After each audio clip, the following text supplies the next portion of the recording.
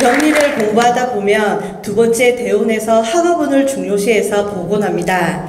과연 어떤 대운이 올 때 공부를 잘할 수 있는지 궁금합니다. 또 한 가지는 요즘 아이들은 부모 세대와는 달리 중고등학교 때부터 자퇴를 해서 검정고시를 보는 등 자기 생각이 분명한 아이들이 많은데 부모 입장에서 자식이 자퇴를 하겠다는 의견을 존중해 주는 것이 옳은지, 어떻게 해야 부모 역할 잘하는 것인지 스승님의 가르침을 부탁드립니다.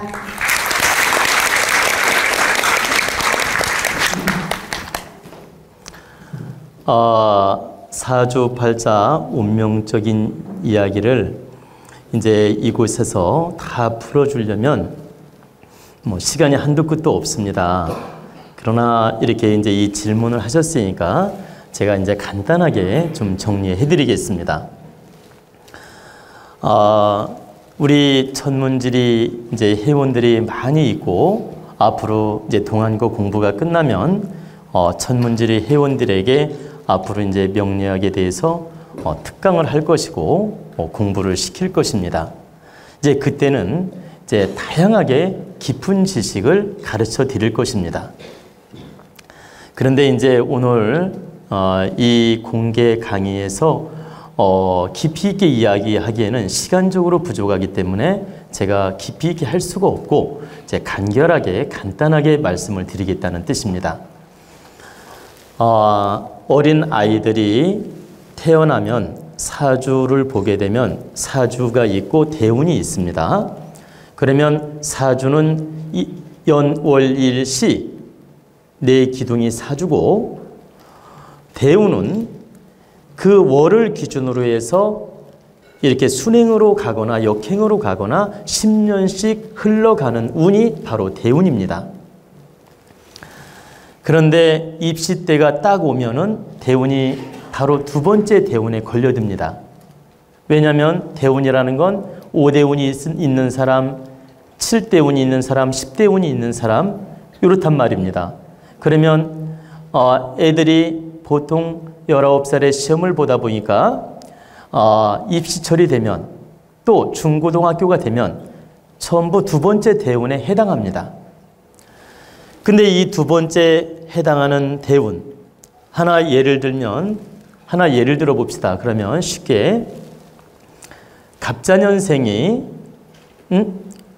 병인월이고 또 을축일이고 정묘시라고 합시다. 예를 들어서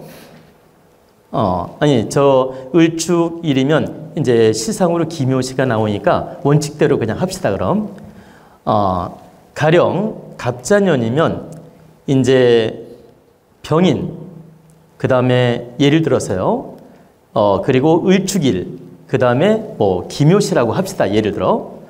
그러면 대운이라는 건 병인부터 이렇게 흘러가는 겁니다. 그러면 병인, 정묘, 무진대운에 바로 입시가 딱 닿는 겁니다. 병인 다음에 정묘인데, 정묘는 바로 1살부터 10 사이가 되고, 그 다음에 정묘, 무진이 바로 10대에 해당하기 때문에 두 번째 대운이 바로 입시 시기가 딱 맞아 떨어지는 것입니다.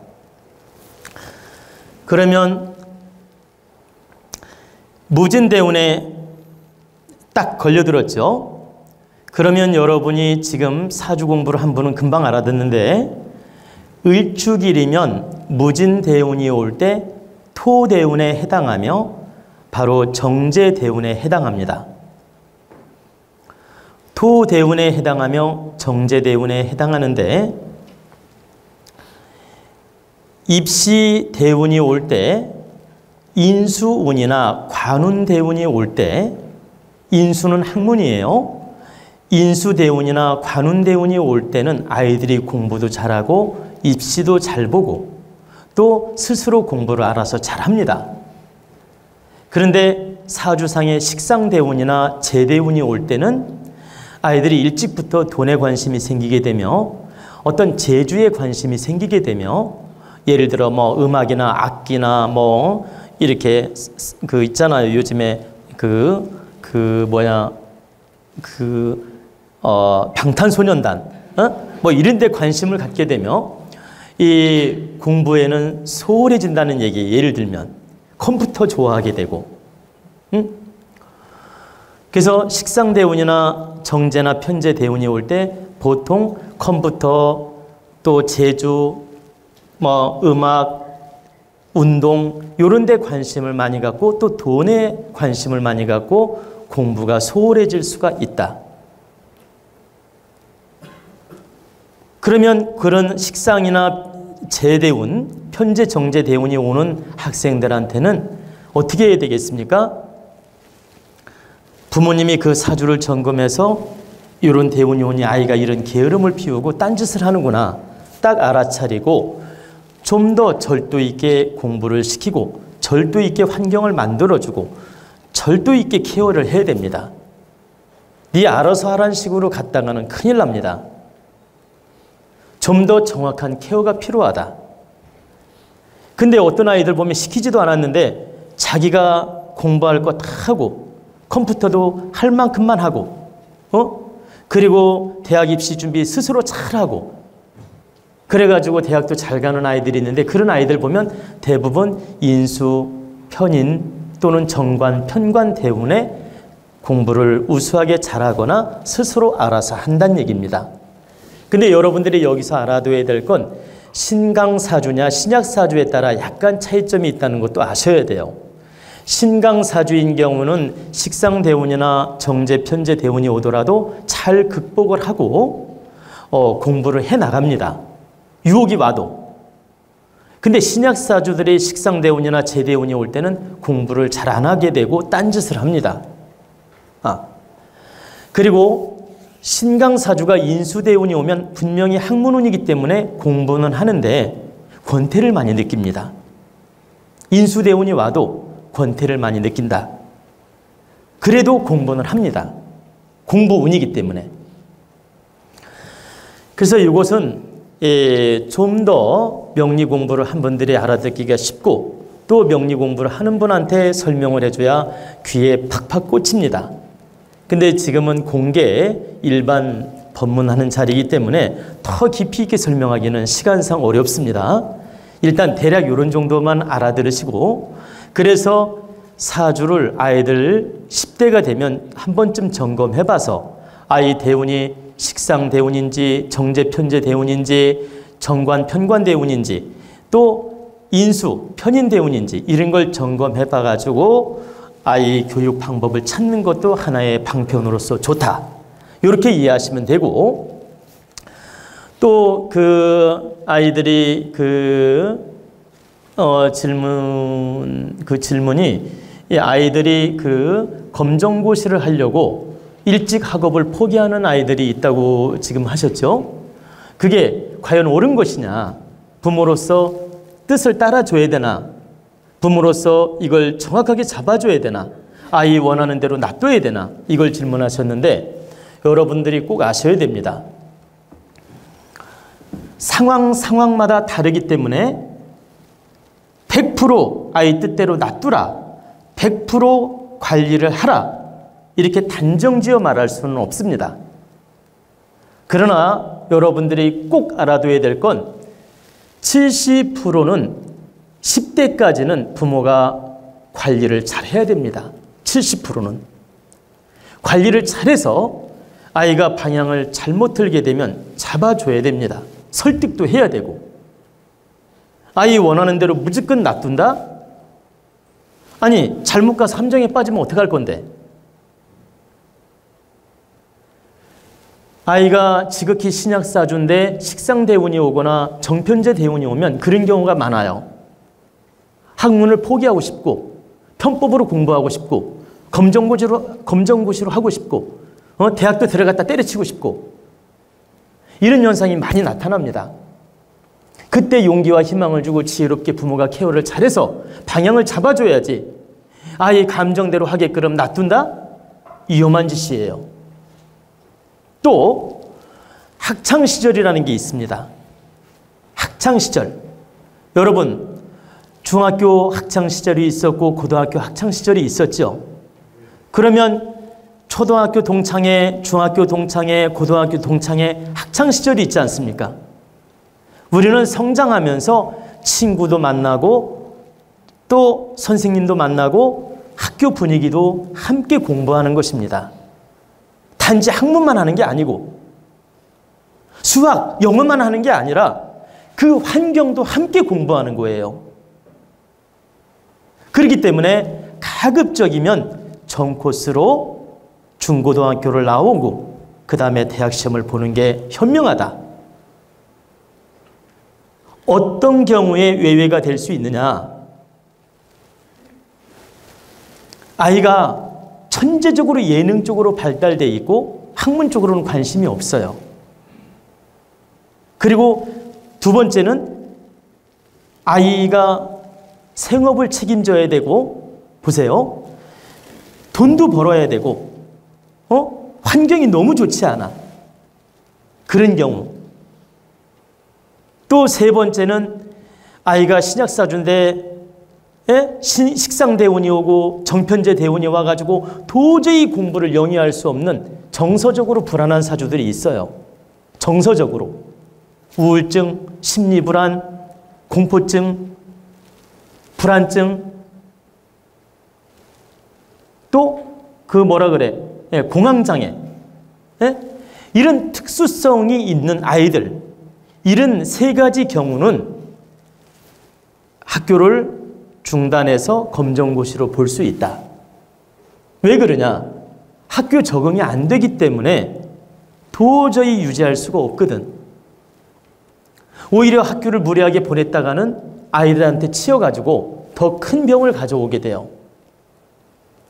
아이들한테 따돌림을 받거나 또는 적응을 못해가지고 더 큰 상처를 받는다. 또 돈이 없어서 자기가 벌어서 공부하는데 어쩔 수 없잖아요. 그때는.